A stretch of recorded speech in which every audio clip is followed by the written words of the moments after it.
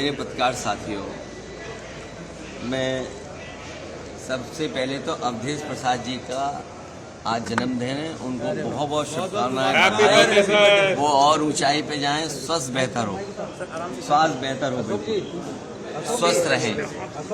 देखिए, ये जाति का सवाल कोई नया नहीं है। जाति का सवाल बहुत पुराना है। मैं उन बातों में नहीं जाना चाहता हूं।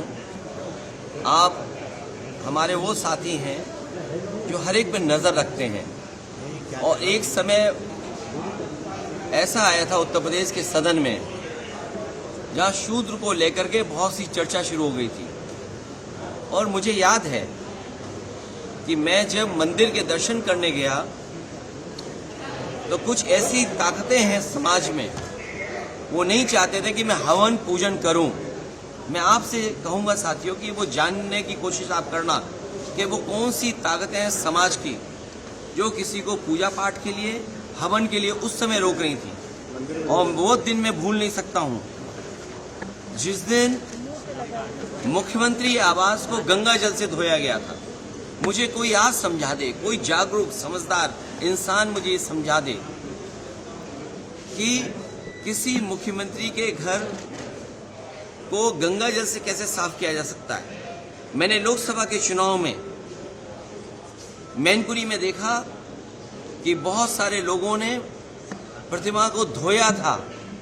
अगर ये सब बातें मैं भूल जाऊं एक बार को, लेकिन उसके बाद मैं कन्नौज में उस मंदिर में गया था जिस मंदिर में जाकर के पहली बार मैं चुनाव जीता था, और मेरे वहां आने के बाद मंदिर धोया गया था। सोचिए, आप कल्पना कर सकते हो, जब आप चंद्रमा में जाना चाहते हैं, इलेक्ट्रॉन्स की बात कर रहे हो, डिजिटल इंडिया की बात हो रही हो, विश्व गुरु, अमृतकाल, विकसित भारत, और आप गंगा जल से धोएंगे मंदिर को। सवाल अगर ये हट जाए एक बार को, और जो सदन का सवाल है, क्या बीजेपी, कांग्रेस पार्टी के नेता या किसी भी व्यक्ति की जात पूछ सकती है? हम और आप लोग कभी व्यवहारिक मजाक करते हैं तो उसमें चलो एक बार को कोई बात मजाक में चली जाए, लेकिन सदन में जो शब्द का इस्तेमाल हुआ था, मुझे तो ये लगता है अनुराग ठाकुर जी को कहा गया है कि 99 बार गाली खा करके आओ आप सदन में, तब आप मंत्री बनोगे। और जाति का सवाल जिसको जानना है, बाबा साहब भीमराव अम्बेडकर जी की किताब एनिमिलेशन ऑफ कास्ट, एनिमिलेशन ऑफ कास्ट जरूर पढ़नी चाहिए। अगर कोई इस सदन में, और जिस विचारधारा से हम लोग जुड़े हैं, नेताजी जुड़े रहे, डॉक्टर राममनोहर लोहिया जी की विचारधारा को लेकर के जा रहे हैं, उन्होंने जाति तोड़ो की बात कही थी। इनके पास अगर कोई व्यवस्था हो जिससे जाति तोड़ी जा सके, बीजेपी के लोग बताएं कि जाति तोड़ो आंदोलन जो डॉक्टर राममनोहर लोहिया जी ने चलाया था और समाज में एक परिवर्तन लाने की कोशिश की थी, क्या जाति तोड़ो आंदोलन का उनके पास कोई दूसरा है विकल्प? और फिर जिसको जाति को लेकर के शिकायत और दिक्कत और परेशानी हो, उसे आज ही किताब खरीद लेनी चाहिए मंडल कमीशन की, और उसकी प्रस्तावना पढ़नी चाहिए। और प्रस्तावना के साथ साथ हमारे संविधान की प्रस्तावना भी पढ़नी चाहिए, जिसमें सोशलिस्ट कंट्री की बात कही है, जिसमें गैर बराबरी खत्म करने का रास्ता दिखाया गया है। और जाति के आधार पे ही आपको आरक्षण क्यों दिया है? आरक्षण इसीलिए दिया कि हम जाति के आधार पर हम गरीब हैं। तो अगर ये मांग हो रही है कि जाति जनगणना हो तो कोई गलत नहीं है।